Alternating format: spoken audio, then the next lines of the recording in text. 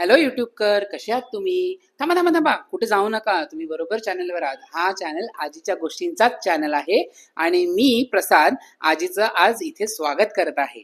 तुमची आजी म्हणजे माझी आई. आई, काय वाटतं? मस्त मस्त. आज मला ना मला पदार्थ करायचा आज खूप कंटाळा आला आणि आज मला वेगळं काहीतरी खावंसं वाटतंय. ते म्हणजे शेवयाचा उपमा. तर आज हा शेवयाचा उपमा अतिशय सुंदर करतो. तुम्ही बघाल ना तर खरंच तुम्ही तुम्ही पण घरी करून बघा. अगदी सोप्पा आहे. बघा, चला तर मग किचन मध्ये. ओके, तर ह्याच बरोबर आपण नाश्ता सिरीज चालू करणार आहोत, जी मी तुम्हाला दाखवणार वेगवेगळ्या प्रकारचे हेल्दी नाश्ते जे आपण घरी बनवतो रेग्युलरली. ते वाले नाश्ते कसे बनवायचे, त्याच्याबरोबर छोट्या मोठ्या टिप्स ह्या पण आपण चालू करणार आहोत. लवकरच तुम्हाला ह्या व्हिडिओ नंतर ते पण व्हिडिओज बघायला मिळतील. तर नक्की शेअर करा, सबस्क्राईब करा, लाईक करा आणि कमेंट करायला विसरू नका. चला तर किचन मध्ये. शेवाचा उपमा बनवायला आपल्याला लागणारे साहित्य काय काय आहे ते बघूया. सगळ्यात पहिलं आपल्याला लागणार आहेत हे शेव. हे रव्याने बनलेले शेव आहेत. हे घरगुती शेव आहेत, म्हणजे घरी बनवलेले शेव आहेत. त्याच्यात आपल्याला बरोबर लागणार आहे कांदा आणि टोमॅटो बारीक चिरलेला. 1.5 कांदा आणि अर्धा टोमॅटो घेतलेला आहे. एक छोटा बटाटा बारीक चिरलेला.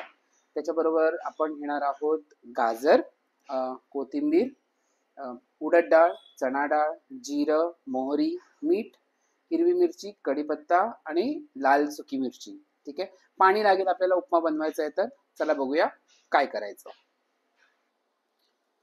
तर शेवयाचा उपमा बनवायला सर्वात प्रथम आपल्याला काय करायचं की ह्या ज्या आपण शेवया घेतलेल्या आहेत ह्याला आपण थोडंसं असं कुस्करायचं. ठीक आहे. ह्याच्यातच आपण असं दाबून कुस्करून घेऊया, म्हणजे त्या तुटतील. आणि ते आपल्याला तुपात थोड्या भाजून घ्यायचे. जास्त कुस्करायच्या नाहीत, फक्त तो जो एक गोळा होता तो आपल्याला मोडायचा आहे. ओके, हे आपलं झालेले आहेत शेवया रेडी. आता आपण ह्याच्यात घालूया थोडं घरगुती साजूक तूप. आणि ते तूप वितळलं की आपण त्याच्यात ह्या शेवया आपण थोड्या रोस्ट करून घ्यायच्या. ह्या रोस्ट अशासाठी करायच्या की ह्या कच्च्या आहेत. आपण जसा उपमासाठी रवा भाजतो तसंच आपण हे भाजून घ्यायचं छान, आणि त्याला एक खमंगपणा पण येईल आणि शिजतील पण खूप चांगल्या. तूप वितळलेला आहे. आपण ह्या तुपामध्ये ह्या सगळ्या शेवया आपण घालूया. ह्या अंदाजाने मी घेतलेल्या आहेत. तर एक तुम्ही म्हणू शकता की 1 वाटी असतील. आता ह्या आपण थोड्या आपण इथे पण अशा ब्रेक करूया आणि ह्याला छान रोस्ट करून घेऊया गोल्डन ब्राऊन होईपर्यंत.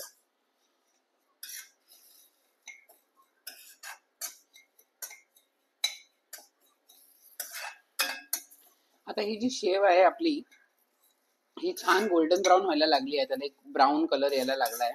आता आपण जरा हे फटाफट मिक्स करूया आणि ह्याला एका बोलमध्ये काढून ठेवून देऊया.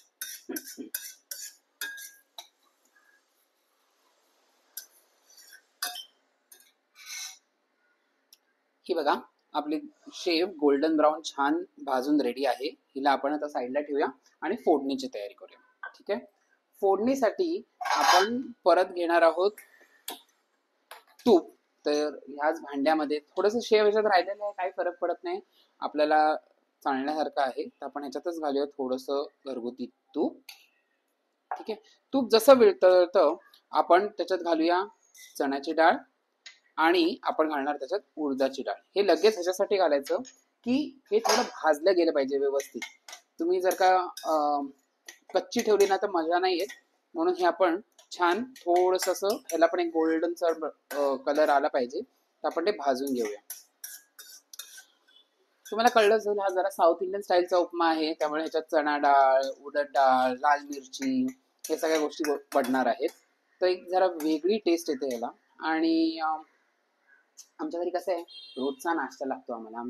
माझी जी आजी होती त्यांनी आम्हाला ऍक्च्युली सवय लावली होती की रोज सकाळी तुम्ही काहीतरी खाल्लंच पाहिजे. असं नाहीये की फक्त चहा प्यायला, कॉफी प्यायला आणि घरातून बाहेर पडलं नाही. तुमच्याबरोबर एक काहीतरी एक नाश्ता असायलाच पाहिजे, ही रोजची सवय होती. त्यामुळे आम्हाला सर्वांना घरात रोजचा नाश्ता करायची खूप सवय आहे. त्यामुळे आम्ही वेगवेगळ्या गोष्टी ट्राय करतो, वेगवेगळ्या गोष्टी बनवतो आणि खातो. तर त्याच सगळ्या रेसिपीज आम्ही तुमच्यासाठी आणणार आहोत आजीच्या गोष्टी ह्या चॅनलवर. त्याला आता छान असा थोडासा हलकासा गोल्डन कलर यायला सुरू झाला आहे. आता त्याच वेळी आपण ह्याच्यात घालणार आहोत जिरं आणि मोहरी. आणि हो, मेन म्हणजे हिंग तर पाहिजेच. तर हिंग मगाशी दाखवायचा राहून गेला, तर आपण हिंग पण घालणार आहोत त्याच्यात. ठीक आहे. हिंग घातल्यानंतर त्याला छान थोडंसं असं मस्त मिक्स करायचं, तडतडू द्यायचं जिरं आणि मोहरी.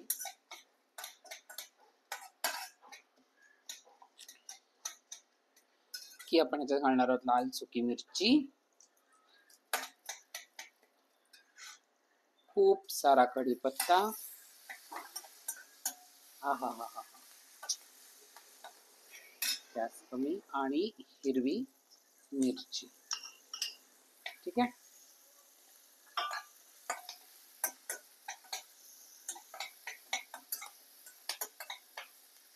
त्याला छान लाल रंग आलाय, तर हे बारीक चिरलेले बटाटे,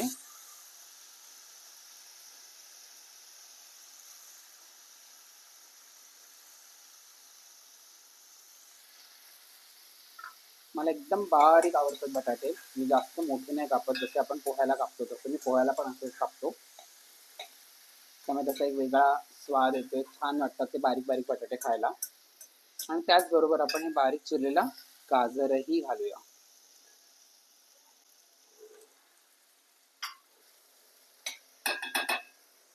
आणि बटाट्याला आपण जरा झाकण लावून 1-2 मिनिटं शिजू देऊया.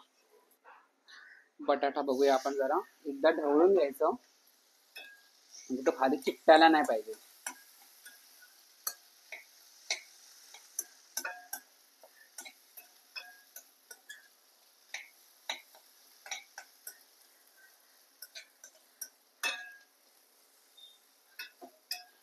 तर ही जी रेसिपी आहे ना, ही तुम्हाला जर का शेव आवडत नसतील आणि तुम्हाला वाटतं आम्हाला रवावाला उपमा खायचा आहे, तर जे शेव आपण भाजून घेतले त्याच्याऐवजी तुम्ही जाडा रवा भाजून घ्या, सेम गोल्डन ब्राऊन करून, आणि मग तो ह्या रेसिपीमध्ये घाला.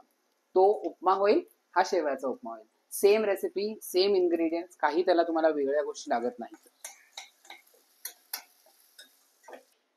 ओके, बघूया आता बटाटा झाला असेल. हा हा हा, हो झाला आहे बटाटा. तर आता आपण घेणार आहोत कांदा आणि टोमॅटो. कांदा टोमॅटोचं मिश्रण थोडंसं जास्त घेतलं तरी चालतं, पण टोमॅटो कमी कांदा जास्त. कांदा तसाही आळतो म्हटल्यावर आपल्याला थोडा जास्त घातला तर चांगला लागतो, आणि एक मसाला जो बनतो उपम्यासाठी तो खूप छान बनतो. तर आता ह्याच्यात कांदा घातल्याबरोबर आपण घालणार आहोत मीठ, कारण कांद्याला पाणी सुटेल आणि टेस्टी लागेल.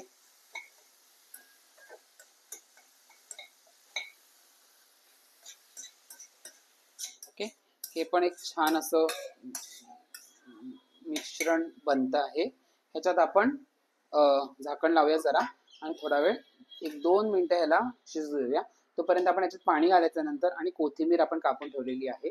सगळं बाकी रेडी आहे. कांदा बघूया आता काय झालाय. ओके, खूप छानपैकी शिजलाय आपला कांदा. तर आता आपण ह्याच्यात घालणार आहोत पाणी.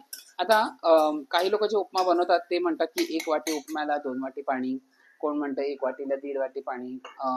माझी चॉईस अशी आहे की मला ते एकदम कडक आवडत नाही, मला सॉफ्ट आवडतं. तर मी अंदाजाने पाणी घालतो, सगळं अंदाजप्रमाणे आहे, तुम्ही बघताच येते, असं काही फिक्स नाहीये. तुम्हाला जसं आवडेल तसं तुम्ही हा उपमा बनवू शकता. तुम्हाला जर का एकदम कडक आवडत असेल तर तुम्ही त्या हिशोबाने पाणी घाला. मला थोडं सॉफ्ट लागतं, म्हणून 2 वाटीपेक्षा जास्त पाणी घालणार मी.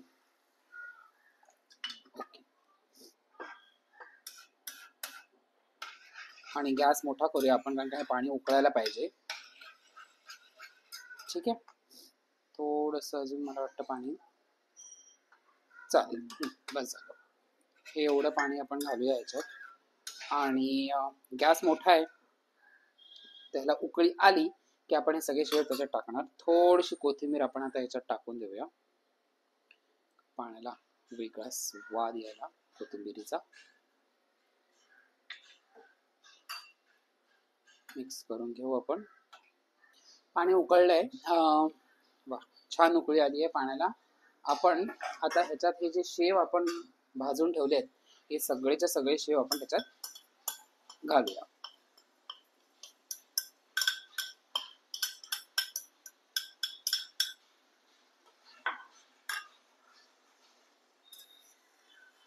आणि हे चांगलं असं मिक्स करून घ्यायचं. आता उरलेली कोथिंबीरही घालूया आपण.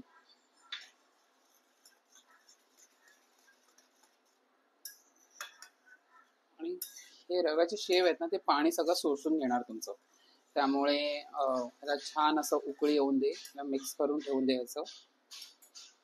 मोठ्या गॅसवरच याचं पाणी आटायला देऊया आणि आपण थोडं झाकण लावून ठेवूया, म्हणजे कसं ते वाफेवर शिजेल. तर 2 मिनिटं झालेली आहेत. आता आपण बघूया आपलं पाणी किती आटलंय. बऱ्यापैकी पाणी आटलेलं आहे.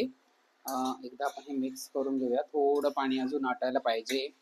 त्याचा आता आपण असंच ओपन ठेवून छान याचं पाणी आटवून घेऊ. Much later. ओके, आता ह्याचं पाणी बऱ्यापैकी आटलेलं आहे. बघताय तुम्ही, खूप छान असं आलंय. अजून ह्याचं जेव्हा आपण गॅस बंद करून ठेवणार, हे अजून पाणी शोषून घेतं. त्यामुळे आपण आता हे गॅस बंद करू शकतो. थोडंसं सॉफ्ट आहे, पण मला आवडतं असं. तुम्हाला जर का आवडत नसेल तर पाणी थोडं कमी घाला तुम्ही. हे बऱ्यापैकी झालेलं आहे आता. आणि आता आपण इथे छानशी अशी प्लेटिंग करूया आणि आपल्या आजींना खायला देऊया. ठीक आहे, याचा मी गॅस बंद केला आहे आता. हे आपण मी पटकन याची छान अशी प्लेटिंग करतो आणि तुम्हाला सर्व करतो. तर आजी जशा म्हणतात तशा या खायला. तर शेवाचा उपमा आपला तयार झालेला आहे. वा, खूपच छान. छान दिसतोय. छान, आणि सुगंध पण छान येतोय. अरे वा वा, छान. तर आम्ही आता हा उपमा खाणार. तुम्ही हा उपमाची रेसिपी बघा, घरी करून बघा आणि आम्हाला सांगा कमेंट्स मध्ये की कसा लागला. आणि ही रेसिपी एकदम सोपी आहे, तुम्ही बघितलंच असेल. जास्त काय ह्याला मेहनत लागत नाही. काय करून बघा. अशा खूप झटपट रेसिपीज आम्ही घेऊन येणार आहोत. कमेंटमध्ये सांगा आम्हाला कसं वाटलं. आणि आजीच्या गोष्टी या चॅनलला लाईक, शेअर, सबस्क्राईब करायला विसरू नका. बरोबर आजी? हो, तुम्ही व्हिडिओ पाहिलाच असेल ना, करून बघा. हा, बाय बाय बाय.